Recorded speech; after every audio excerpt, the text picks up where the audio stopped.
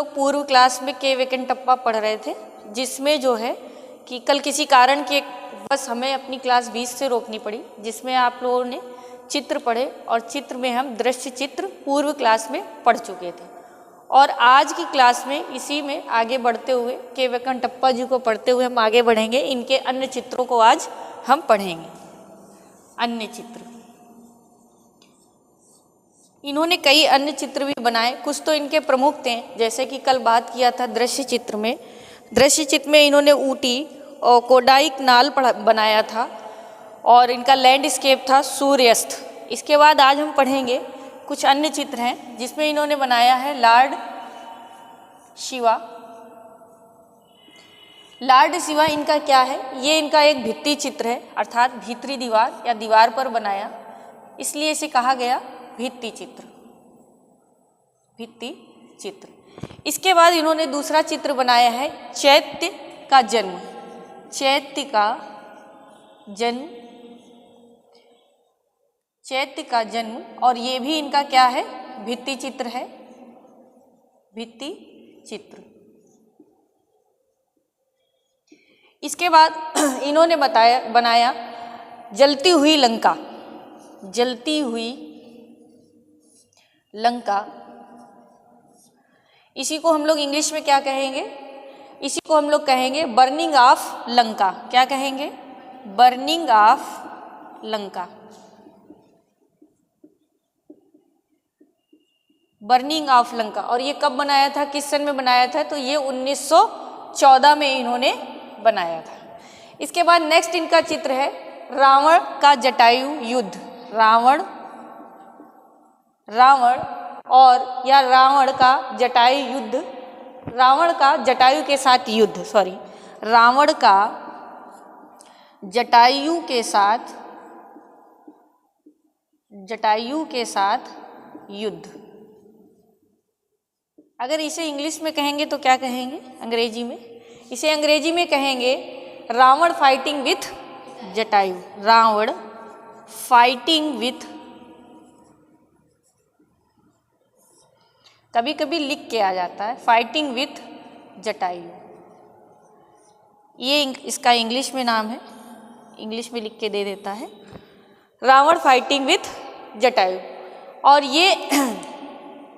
ये इन्होंने एक तरीके से देखा जाए तो इन्होंने ज़्यादातर राम सीता का दृश्य यानी चित्र ज़्यादा बनाए हैं और उन्हीं की घटनाओं पे संबंधित चित्रों का ये अंकन ज़्यादा करते थे। इसके बाद है स्वर्ण मुद्रिका भेजते हुए राम। स्वर्ण मुद्रिका भेजते हुए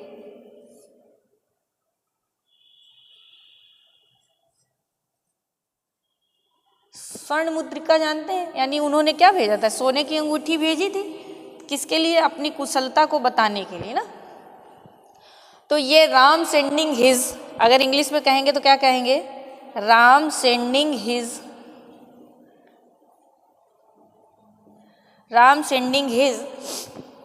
signet ring to signet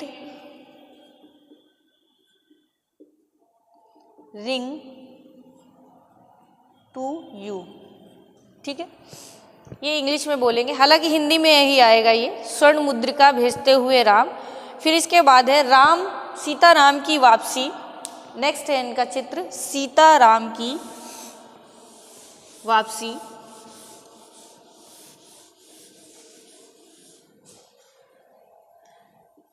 Sitaram की वापसी, यानी राम सीता वापस आ रहे हैं, तो इंग्लिश में क्या कहेंगे, रिटर्निंग ऑफ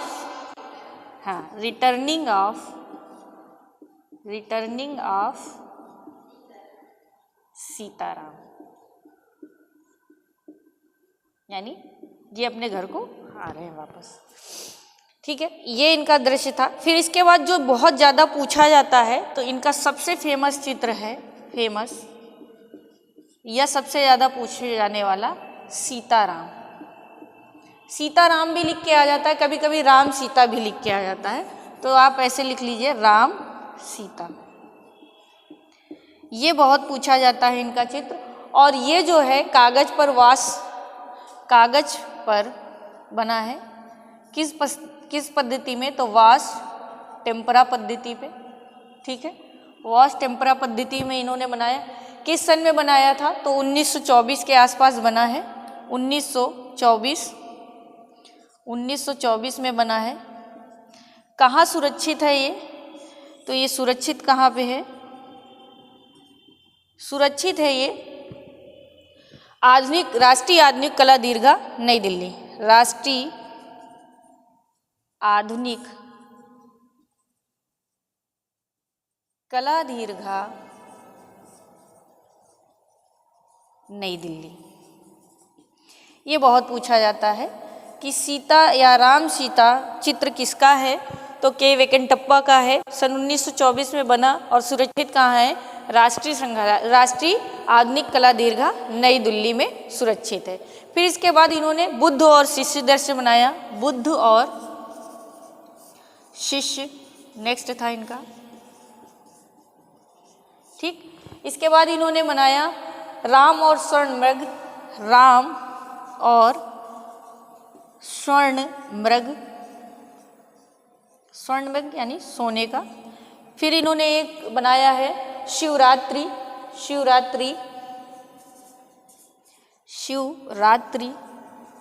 फिर इन्होंने बनाया है एक नेक्स्ट सीता कल्याण। ये थोड़ा याद रखिएगा, सीता कल्याण। ये किस पे बना है, कागज पर। और किस सन पे बनाया गया था, तो इन्होंने बनाया है 1921 में। 1921 में किस रंग से बना था, तो जल रंग से, ठीक है। तो ये इनके कुछ प्रमुख चित्र थे अन्य, जिसमें ये रिटर्निंग ऑफ सीता बहुत पूछा जाता है, राम सीता पूछा जाता है। और कहाँ है सुरक्षित, तो राष्ट्रीय आधुनिक कला दीर्घा नई दिल्ली में यह सुरक्षित है। इसके बाद कुछ नोट करके इनके बारे में लिख लीजिए।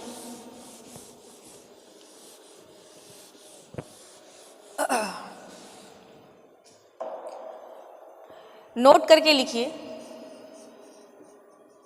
यानी कुछ बातें हैं इनके लिए। बात यह है कि मैसूर भ्रमण के दौरान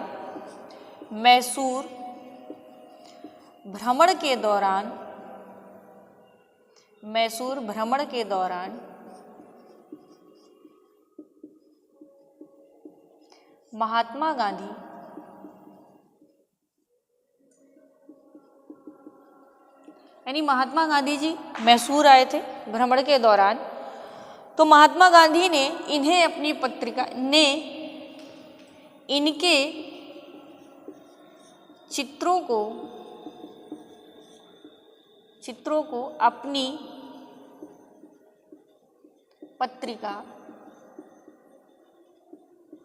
पत्रिका कौन सी थी, तो यंग यूथ में प्रकाशित किया।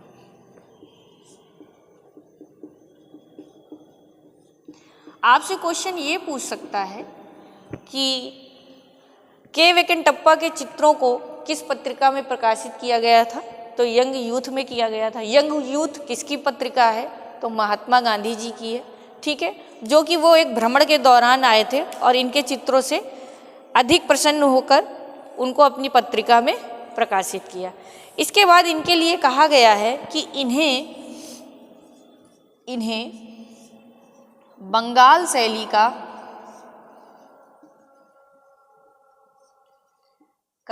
मंसूर कहा गया है। मंसूर आपने मुगल शैली में सुना होगा, उत्साद मंसूर के बारे में, जो कि महान कलाकार थे। तो उन्हीं की पदवी इनको दी गई है, इसीलिए इन्हें क्या कहा गया, बंगाल शैली का मंसूर कहकर इन्हें पुकारा गया या मंसूर कलाकार कहा गया। और सन 1965 में इनकी मृत्यु हो गई। ये थे आपके के वेंकटप्पा, जिनके बारे में आपने पढ़ा, और इनकी कुछ रचनाओं के लिए आप जरूर विशेष याद रखिएगा।